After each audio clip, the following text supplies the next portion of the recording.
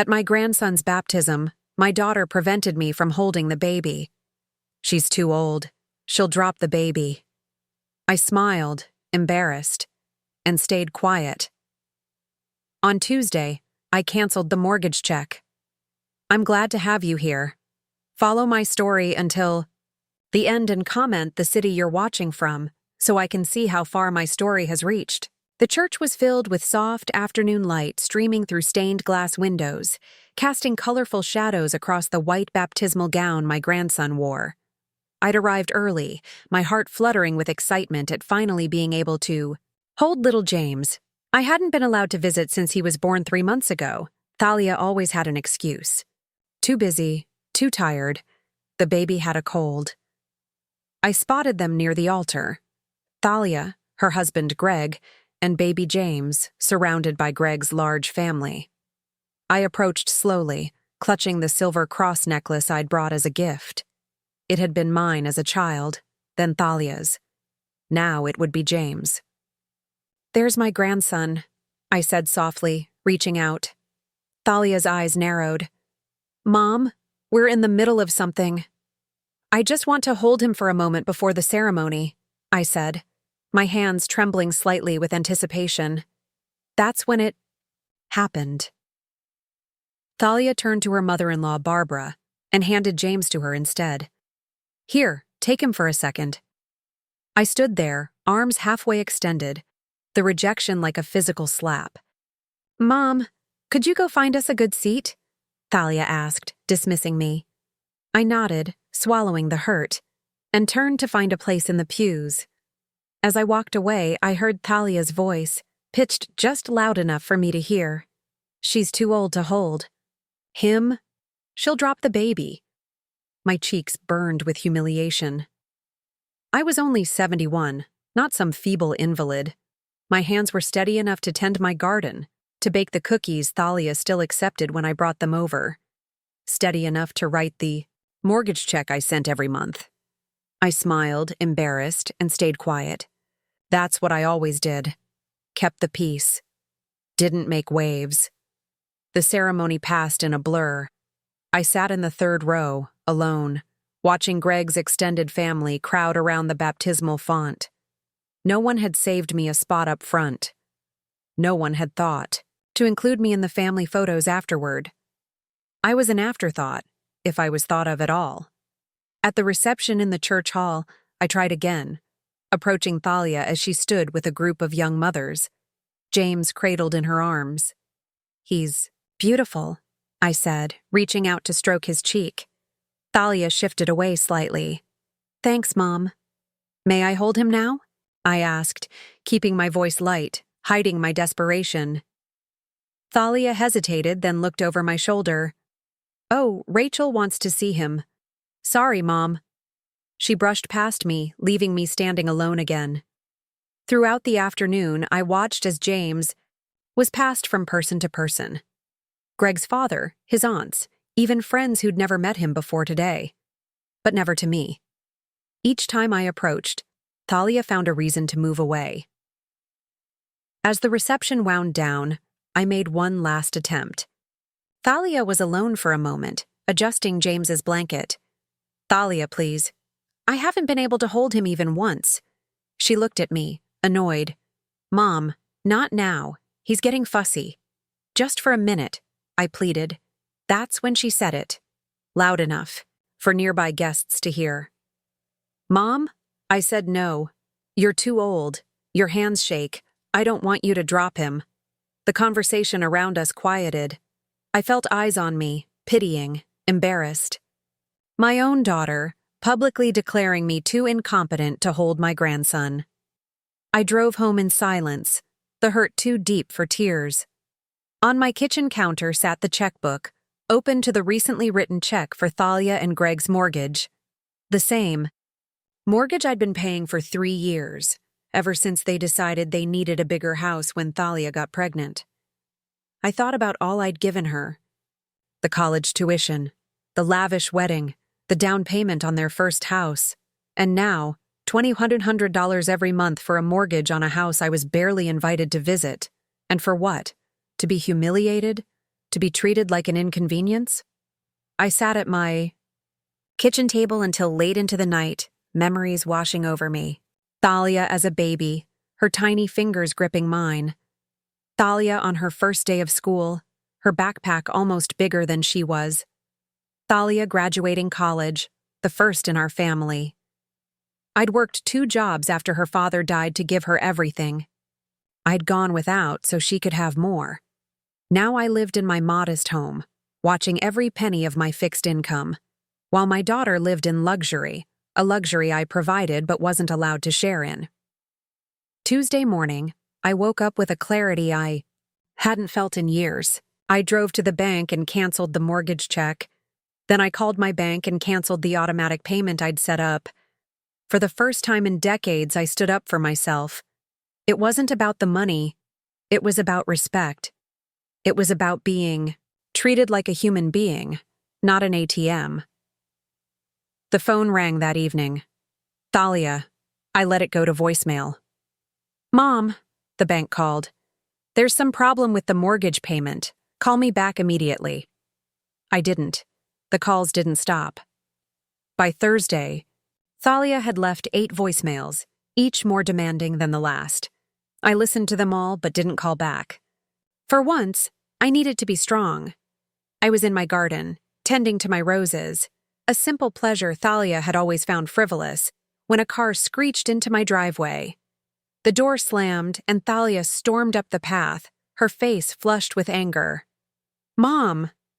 What the hell is going on? The mortgage payment bounced. I carefully set my pruning shears down and removed my gardening gloves. Hello, Thalia. It's good to see you too. Don't play games with me. The bank called Greg at work. Do you have any idea how embarrassing that was for him? Embarrassing. The word hung in the air between us. Did she have any idea what embarrassment really felt like? I canceled the payment, I said simply. She stared at me, momentarily speechless. You? What? Why would you do that? I think you know why. Thalia's eyes narrowed. Is this about the baptism? Are you seriously that petty? I flinched, at her words but stood my ground. It's not petty to want to be treated with basic respect, Thalia. So you're punishing me financially because I didn't let you hold the baby? He was fussy. It wasn't a good time. He wasn't too fussy for Barbara to hold. Or Rachel. Or any of the dozen other people you let hold him. I kept my voice steady. But that's not even the point. You humiliated me. You told everyone I was too old and shaky to be trusted with my own grandson. Thalia rolled her eyes. I was just being careful with my baby. You're overreacting. Am I? When was the last time you visited me without asking for something, Thalia? When was the last time you called just to check on me? She shifted uncomfortably. I've been busy with the baby. And before that? When was the last time you treated me like your mother instead of your bank? That's not fair. You offered to help with the mortgage. You said you wanted to. Yes, I did. Because I love you. But love goes both ways, Thalia. And respect should, too. She crossed her arms, defensive. So what now?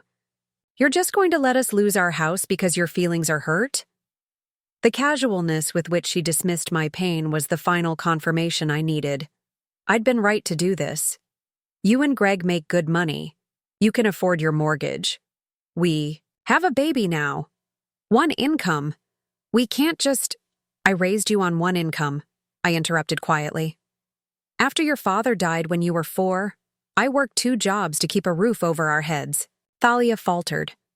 This was territory we rarely discussed.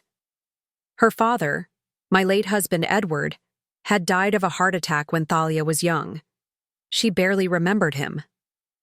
That was different, she muttered. Yes, it was.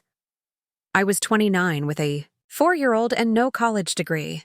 You're 35 with a partner and 2 master's degrees between you. I walked over to the porch swing and sat down, suddenly feeling every one of my 71 years. Do you know what I gave up for you, Thalia? Do you have any idea? She shifted uncomfortably. Mom, don't start with the guilt trip. It's not a guilt trip. It's the truth. I patted the seat beside me. After a moment's hesitation, she sat down, leaving a conspicuous gap between us. After your father died, I was offered a promotion at the bank. Assistant manager. Better pay, better hours. But it would have meant moving to Cincinnati. You never told me that. Because you were settled here. You had just started school, made friends. You were already dealing with losing your father. I couldn't uproot you. I looked down at my hands. The hands my daughter thought too frail to hold her child. So I turned it down, took a second job waiting tables at night instead. Mrs. Peterson from next door would watch you until I got home at midnight. Thalia was quiet, her eyes fixed on the garden. When you wanted to go to that expensive summer camp, I picked up weekend shifts too. When you needed braces, I sold my mother's silver. When you got into Northwestern, I took out a second mortgage to cover what your scholarships didn't. I never asked you to do those things, Thalia said, but her voice had lost its edge. No, you didn't have to ask. That's what mothers do. They sacrifice. I turned to look at her directly. But sacrifice doesn't mean being taken for granted. Thalia, it doesn't mean being treated like I don't matter. For a moment, I thought I saw a flicker of understanding in her eyes. Then her phone chimed with a text, and the moment was gone. It's Greg, she said, reading the message. He wants to know what's happening with the money. Of course he did. Greg had never worked a day in his life that his family connections hadn't paved the way for. He'd expected Thalia to quit her job when the baby came, even though she'd been the higher earner. Traditional values, he'd said. I'd offered to help with the mortgage so Thalia would have options. Instead, it had just enabled Greg's expectations. Tell Greg I'm no longer paying your mortgage, I said firmly. And I won't be providing any other financial support either. Thalia's head snapped up. What? Mom, you can't be serious. I've never been more serious. It's time for you and Greg to stand on your own feet. But what about James? Your grandson? Don't you care about his future? It was a low blow, using the baby I wasn't allowed to hold against me. I love James, and I'll always be here for him. But paying your bills isn't the same as being a grandmother. Thalia stood up abruptly. I can't believe you're doing this. After everything, you're just cutting us off? I'm not cutting you off, Thalia. I'm just not funding a lifestyle where I'm not respected or included. She stared at me, her expression, a mixture of disbelief and mounting panic. So that's it? You're choosing money over your family? No, I said softly. I'm choosing self-respect. There's a difference. Thalia's face hardened. Fine, have it your way. But don't expect to see James anytime soon. The threat hit its mark, but I forced myself to remain calm. That's your choice. But remember, Thalia, relationships work both ways. When you're ready to treat me like your mother instead of your ATM, my door is always open. She stormed back to her car without another word.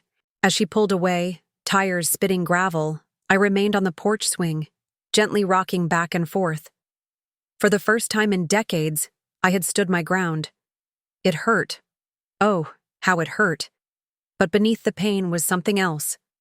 A small, fragile sense of pride, of self-worth. I had no idea what would happen next, but I knew one thing for certain. Things would never be the same again. 2 weeks passed without a word from Thalia. I tried to fill my days with gardening, book club meetings, and volunteering at the senior center, but the silence weighed heavily on my heart. Every time the phone rang, I jumped, hoping it might be her. It never was. On Sunday afternoon, I was reading in my sunroom when I heard a car door slam. Looking out the window, I saw Greg's silver SUV in my driveway. My heart raced as I watched Thalia emerge from the passenger side, her face set in a cold expression. Greg followed, looking equally determined. I took a deep breath and smoothed. My cardigan.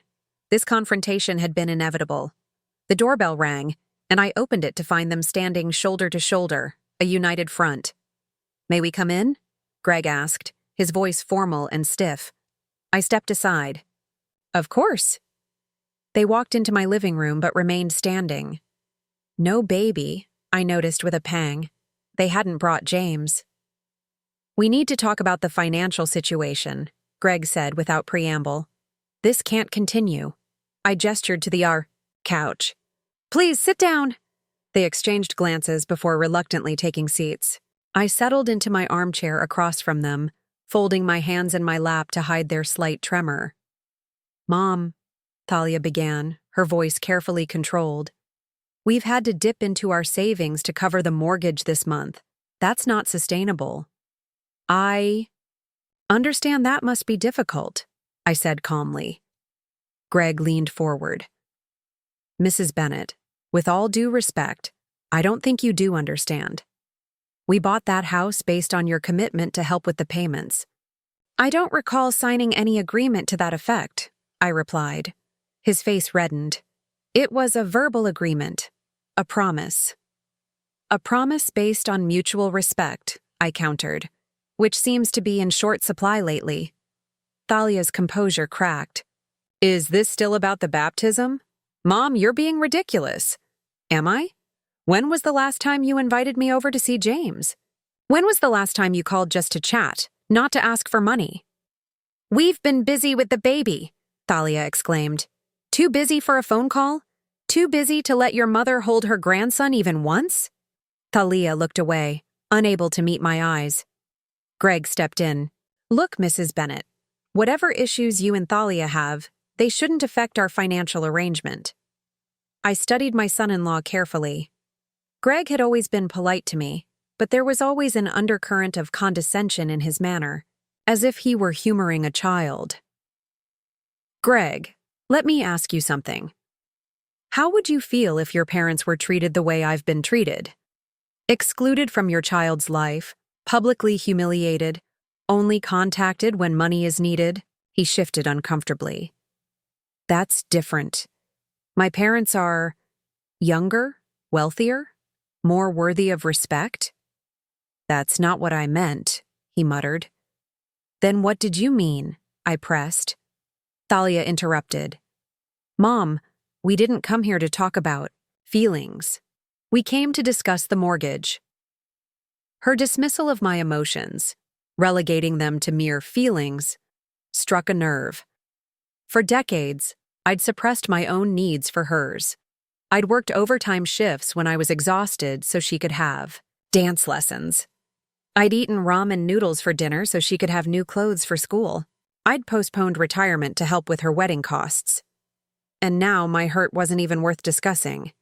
"Thalia," I said quietly, "do you remember when you were 16 and crashed the car?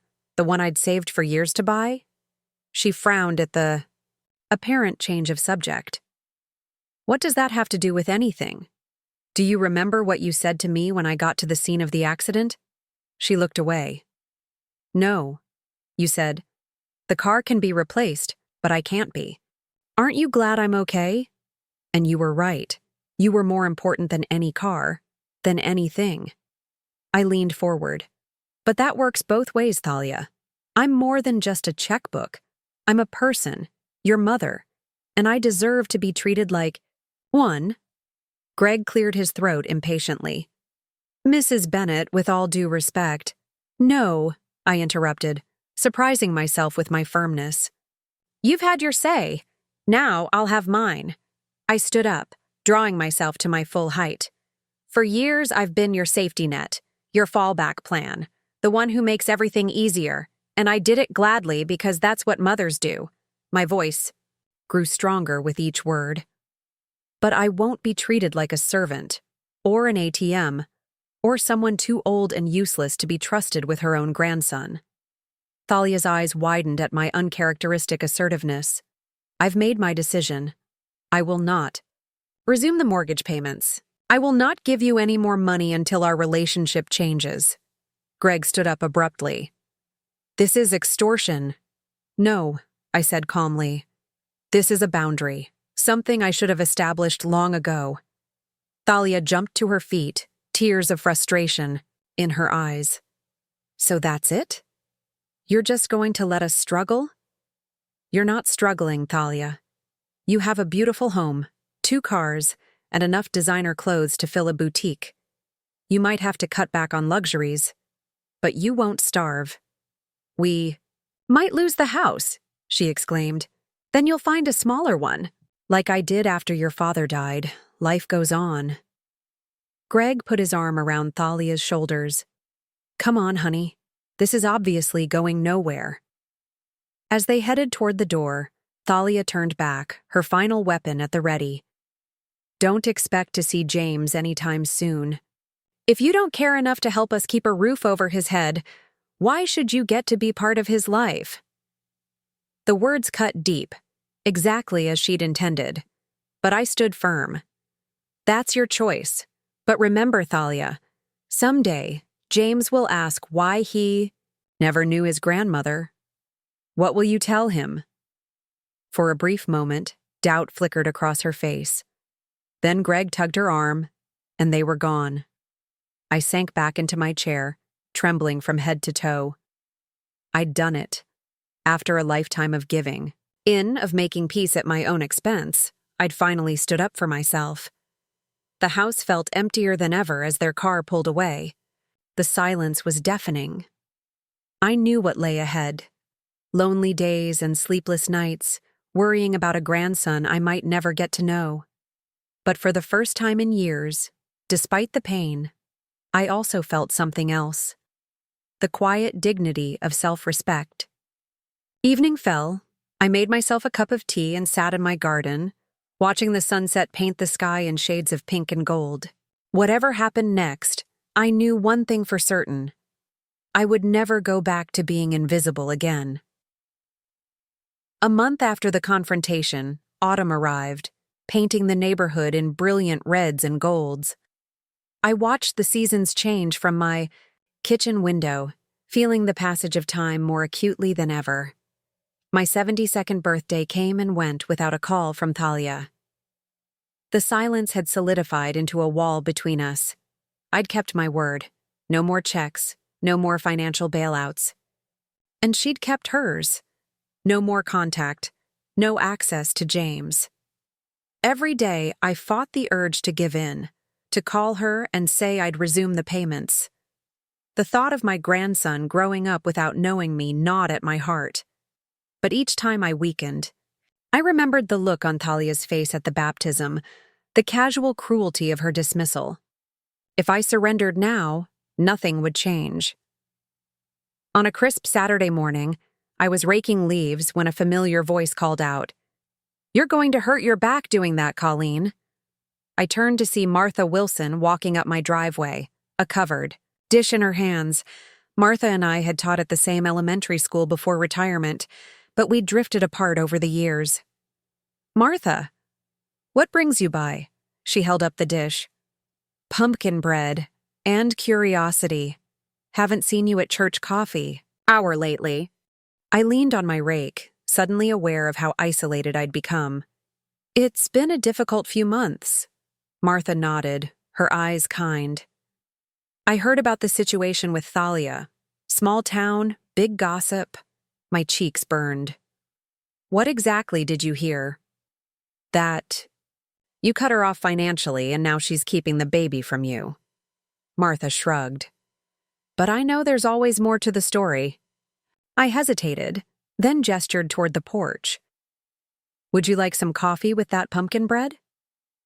An hour later, Martha sat across from me at my kitchen table, listening as I poured out the whole story. The years of one-sided giving, the humiliation at the baptism, the ultimatum. "You did the right thing," she said when I finished. "And I don't say that lightly." "Then why does it feel so awful?"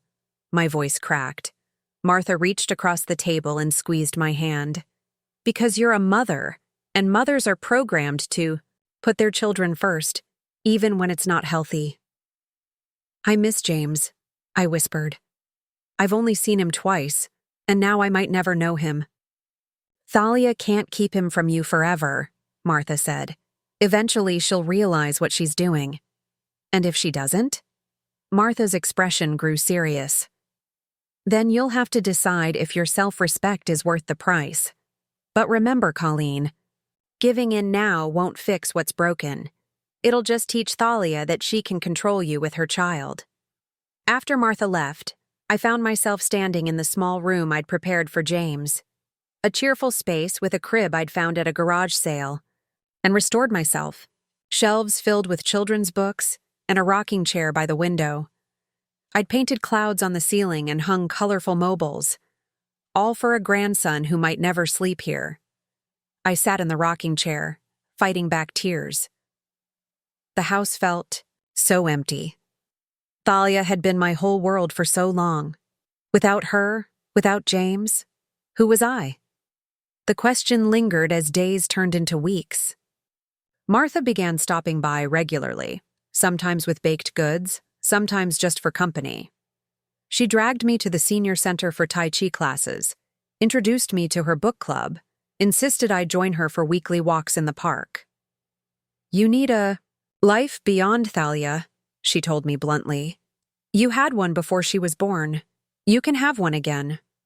Slowly, I began to emerge from my isolation. I volunteered at the library's children's hour, reading to toddlers whose bright eyes and infectious laughter soothed the ache of missing James. I joined a gardening club and discovered a talent for nurturing rare orchids. I even took a watercolor class at the community college, something I'd always wanted to try but never had time for while raising Thalia. As Thanksgiving approached, Martha invited me to join her family for dinner. "My son and his wife are coming. From Chicago with their kids. They'd love to meet you." I hesitated. "I don't want to intrude on family time." Martha fixed me with a stern look. "Colleen Bennett, you are not spending Thanksgiving alone, watching the Macy's parade and eating a frozen dinner. I won't allow it." That's how I found myself, on Thanksgiving Day, seated at Martha's crowded table, surrounded by her children and grandchildren. Her grandson, Tyler, was only a few months older than James, and when he reached for me with chubby hands, I felt a bittersweet joy as I held him. "You're a natural," Martha's daughter-in-law commented, watching me bounce Tyler on my knee. "I've had some practice," I said softly, thinking of the brief moments I'd held Thalia as a baby, how perfectly she'd fit in my arms. After dinner, as we sat in Martha's living room drinking coffee, my phone rang. It was Thalia. My heart jumped to my throat. "Excuse me," I murmured, stepping into the hallway to take the call. "Hello? Mom." Her voice was tight. "I just wanted to say Happy Thanksgiving." "Thank you, Thalia. Happy Thanksgiving to you, too." I waited, wondering if there was more. "So, how are you?" she asked awkwardly. "I'm well. I'm having dinner with a friend and her family." I paused. "How is James?" "He's fine." Her tone cooled. "Getting big, starting to crawl." My heart ached at missing these milestones. "That's wonderful." An uncomfortable silence stretched between us. Finally, Thalia spoke again. "Mom, I've been thinking. Maybe you could come see James sometime. Just a short visit." Hope flared in my chest. "I'd like that very much. But we need to talk about the financial situation first," she added quickly. "Things are tight, Mom. Really tight. And there it was. Not a genuine olive branch, but a negotiation. Visit rights in exchange for resuming payments. My newfound resolve wavered. Would it be so wrong to give in? To secure a place in my grandson's life, even if it meant being used again? Martha's words echoed in my mind. Giving in now won't fix. What's broken? "Thalia," I said carefully, "I'd love to see James, but my financial decision stands.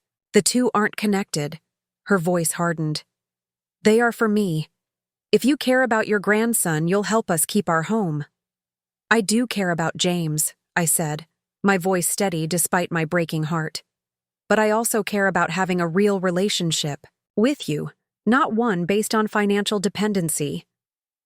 "Fine," she snapped. "Have it your way." The line went dead. I stood in Martha's hallway, phone in hand, tears streaming down my face. When I returned to the living room, Martha took one look at me and understood. She came over and hugged me tightly. She called to negotiate, not to reconcile, I whispered. "I'm so sorry, Colleen." "Did I do the right thing? Saying no?" Martha looked me in the eyes. "Only you can answer that. But I will say this. You look healthier than I've seen you in years. There's a light in your eyes that wasn't there before. Whatever you're doing, it's helping you find yourself again." As I drove home that night, I thought about Martha's words. The pain of Thalia's rejection was still acute, but something else had emerged alongside it. A growing sense of self-worth, of possibility. For the first time in decades, I was living for myself, not just as Thalia's mother or James's grandmother, but as Colleen. And despite everything, that felt like a step forward. Winter gave way to spring, and still no word from Thalia. I'd settled into a new routine: Tai Chi on Mondays, volunteering at the library on Wednesdays, lunch with Martha on Fridays. My watercolor paintings had improved enough that the community center asked to display them in their annual art show. For my 72nd birthday, Martha and my new friends from the gardening club threw me a surprise party. Life went on, even with the Thalia-shaped hole in my heart. Then, on a rainy April afternoon, the doorbell rang. I wasn't expecting anyone. Martha was visiting her sister in Florida, and my book club meeting had been canceled due to the weather. I opened the door to find Thalia standing on my porch, soaking wet, her mascara streaked down her cheeks. "Thalia, what's wrong?" I stepped aside to let her in. She entered hesitantly, water dripping from her raincoat onto my entryway floor. "I didn't know where else to go," she said, her voice breaking. I guided her to the living room and helped her out of her wet coat. "Let me get you a towel. Are you hurt? Is James okay?" "James is fine. He's with Greg's mother." She sank onto the couch, looking utterly defeated. I brought her a towel and a cup of hot tea, sitting beside her with a respectable distance between us. "Tell me what's happened." Thalia stared into her teacup, avoiding my eyes. "Everything's falling apart, Mom. Greg lost his job 3 weeks ago. Oh, Thalia, I'm so sorry. His father tried to get him another position at the firm, but there were ethics violations or something. Nobody will hire him in this town." She wiped her eyes. "And I can't go back to work because no one's hiring in my field right now, and daycare costs a fortune." I listened, letting her talk. "We missed 2 mortgage payments. The bank sent a final notice yesterday." She looked up at me, her eyes swimming with tears. "We're going to lose the house, Mom." My heart ached for her, despite everything. "What does Greg say about all this?" Thalia's face crumpled. "That's the other thing. We've been fighting constantly. He's drinking too much, staying out late. Last night, he said." She trailed off, her voice catching. "Said what?" "He said this was all my fault, that if I hadn't alienated you, we'd still have your support. He said I should have been nicer to you, let you see James more." She laughed bitterly. "Not because it was the right thing to do, but because we needed your money." I sat perfectly still, absorbing her words. "And what do you think?"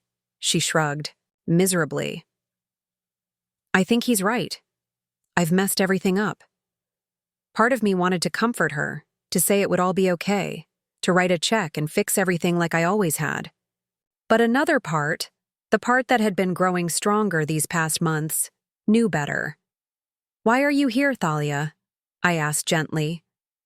"What do you want from me?" She looked up, startled by my directness. I need help, Mom." "Financial help?"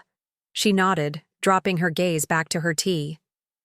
"We need $14,000 to catch up on the mortgage and keep the bank from foreclosing." "I see." I took a deep breath. "And if I provided that money, what then?" Would I be allowed to see James? To be part of your lives? Thalia flinched at my tone. Of course. I know I've been terrible to you. I can see that now. Can you? I leaned forward. Thalia, look at me. Reluctantly, she raised her eyes to meet mine. I love you. I have always loved you from the moment I knew you existed. And nothing, not distance, not hurt feelings, not even your rejection, could ever change that. Her lower lip trembled. But I won't be used anymore, I continued. I won't have a relationship with you that's based on what I can provide financially. That's not what this is, she protested weakly. Isn't it? You're here because you need money. If you didn't, would you be sitting on my couch right now? She had no answer. How many times have you picked up the phone to call me, just to check how I'm doing? How many times have you thought about bringing James over? Not because you needed something, but because a grandson should know his grandmother. Tears spilled down her cheeks.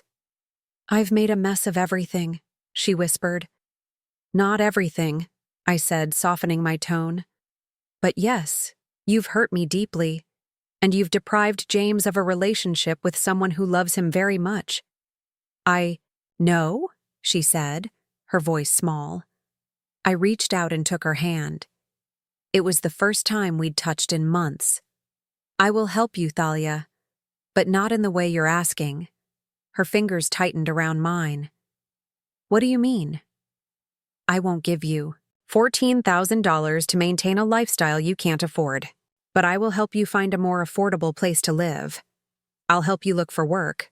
I'll watch James while you go to interviews, so you don't have to pay for childcare. Her expression was a mixture of disappointment and confusion. You're saying no to the money? I'm saying yes to being your mother, not your bank. Thalia pulled her hand away. We can't just downsize, Mom. What will people think? All our friends live in that neighborhood.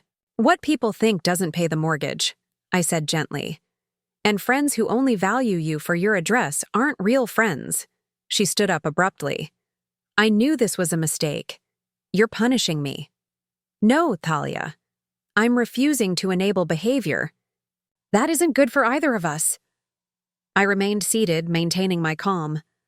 You and Greg are living beyond your means, relying on others to fill the gaps. That's not sustainable, and it's not healthy. So you're just going to let us become homeless? Her voice rose with indignation. You won't be homeless. There are plenty of nice apartments in this town, or you could consider moving somewhere with a lower cost of living. This is my home. James's home. Home is where your family is, Thalia. Not a specific house. She grabbed her still damp coat.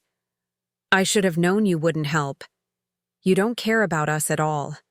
The accusation stung, but I held firm. I care enough to not throw money at a problem that money can't fix. I care enough to offer real help instead of a temporary bailout. Keep your help, she snapped, heading for the door. We'll figure this out on our own. I followed her. Thalia, please, don't leave like this. She paused at the door, her back to me. You know what the worst part is? Greg was right.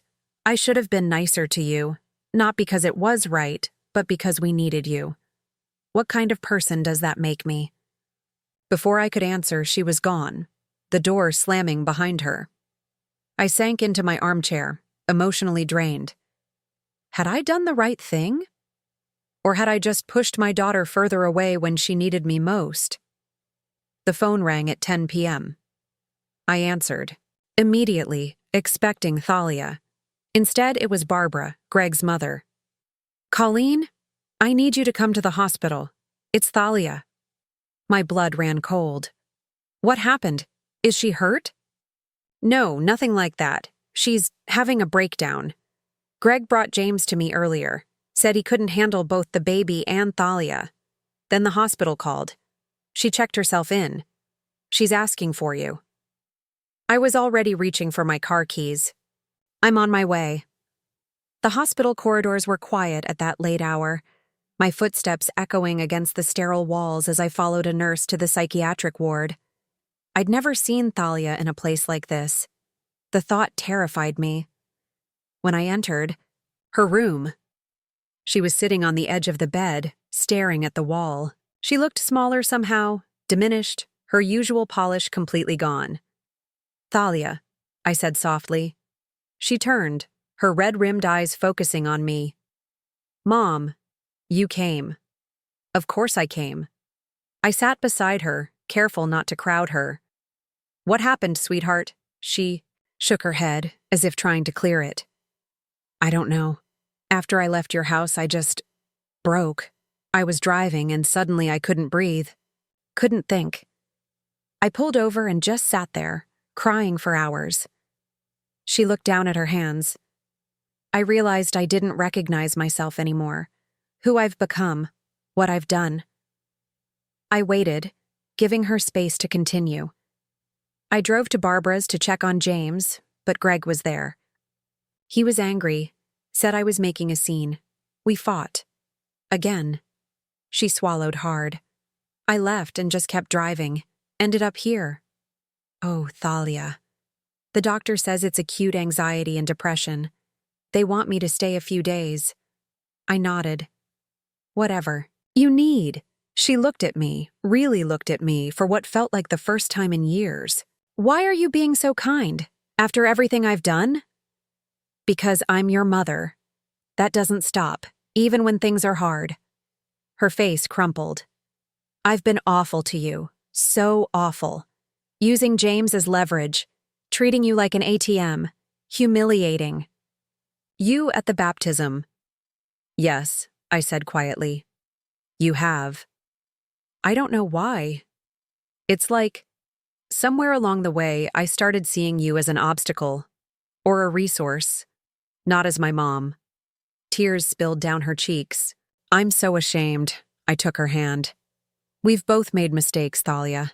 Me by enabling behaviors that weren't healthy.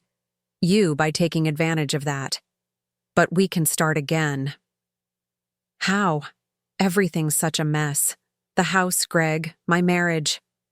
I don't know what to do. We'll figure it out, one step at a time. She leaned against me then, her head on my shoulder like when she was small. I'm sorry, Mom. I'm so sorry. I know, I said, stroking her hair.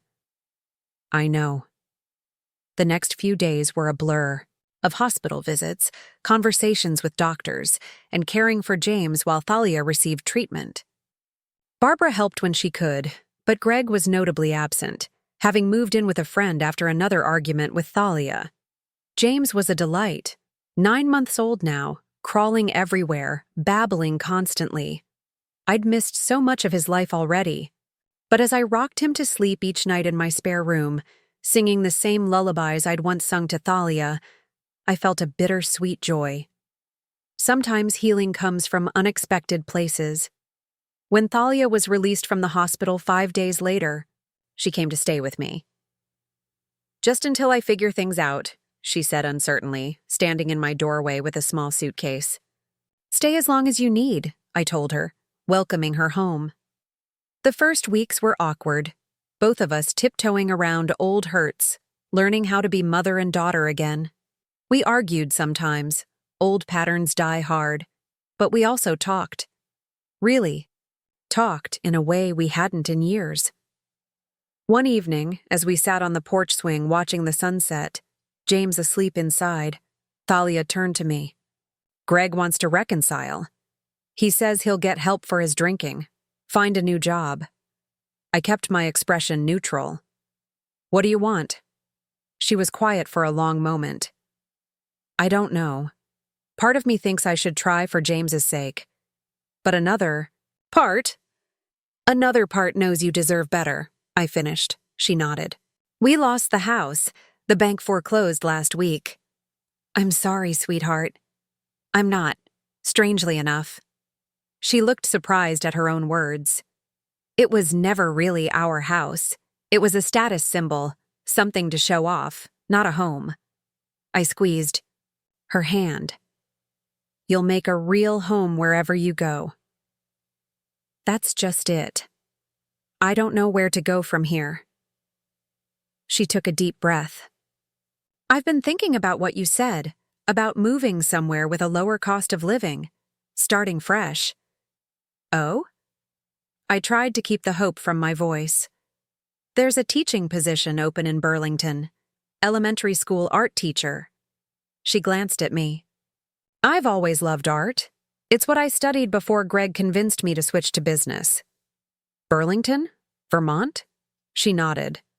It's beautiful there. Good schools for James, affordable housing. She hesitated. But it's so far from here. From you.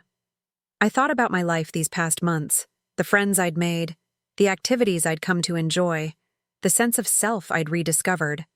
And I thought about Thalia and James, the family I'd almost lost. What if, I said slowly, I came with you? Thalia's eyes widened. You'd do that? Leave your home? Your friends? Home is where your family is, remember? And real friends can be visited. I smiled. Besides, I hear Vermont has excellent gardening clubs. Tears filled her eyes. But what about your life here? You've built something for yourself. I have, and that's important. But so are you and James. I looked out at the twilight settling over my garden. I'm not suggesting we live together. That wouldn't be healthy for either of us. But nearby? Close enough for Sunday dinners and bedtime stories for James? That sounds pretty wonderful to me. Thalia leaned her head on my shoulder, a gesture that had become frequent since her hospital stay. You'd really start over at 72? Life is full of new beginnings at any age. I chuckled. Besides, I hear the fall colors in Vermont are spectacular. I could paint them. 1 year later, I stood in my new kitchen in Burlington, arranging freshly baked cookies on a plate. Through the window, I could see the brilliant autumn foliage on the mountains in the distance. My watercolors of the landscape adorned the walls of my small but charming cottage, just 3 blocks from Thalia's apartment. The doorbell rang, and I smiled, knowing who it would be. Sunday dinner had become our tradition. Thalia stood on the porch. James, now a boisterous toddler, balanced on her hip. We brought wine, she said, holding up a bottle. And I made lasagna, I replied, stepping aside to let them in. James wiggled down and ran to me, arms outstretched. Gamma, up! I scooped him up, savoring the feel of his solid little body against mine, his chubby arms around my neck. Hello, my sweet boy. Did you have a good week at daycare? As he babbled his toddler tales, Thalia moved around my kitchen with familiar ease, uncorking the wine, setting the table, adding final touches to the salad she'd brought. I got the promotion, she said casually, though I could see the pride in her eyes. Full-time art teacher starting next semester. Thalia, that's wonderful. I hugged her with my free arm, James still clinging to my neck. It means I can finally afford a bigger place. There's a little house for rent near the elementary school. 2 bedrooms with a yard for James to play in. That sounds perfect. She hesitated. It's actually right around the corner from you. Is that too close? I don't want you to feel crowded. I laughed. Darling, after a year of seeing you several times a week, I think we've proven we can manage healthy boundaries. It hadn't been easy, this rebuilding. There had been hard conversations, tears, even a few setbacks. Greg had made half-hearted attempts at reconciliation before finally agreeing to an amicable divorce. Thalia had gone back to therapy, working, through her issues with money, status, and self-worth. And I had learned to be a mother without being a martyr, to love without losing myself, to give without being taken advantage of. As we sat down to dinner, James in his booster seat between us, Thalia raised her glass, to new beginnings, I smiled, clinking my glass against hers, and to knowing our worth. James banged his sippy cup on the table, making us both laugh. Outside, the Vermont sunset painted the sky in shades of gold and pink, a canvas more beautiful than anything I could capture in watercolor. But inside, in this moment of simple family, joy was the masterpiece I'd been waiting for all along. Now I'm curious about you who listened to my story. What would you do if you were in my place? Have you ever been through something similar? Comment below, and meanwhile, I'm leaving on the final screen 2 other stories that are channel favorites, and they will definitely surprise you. Thank you for watching until here.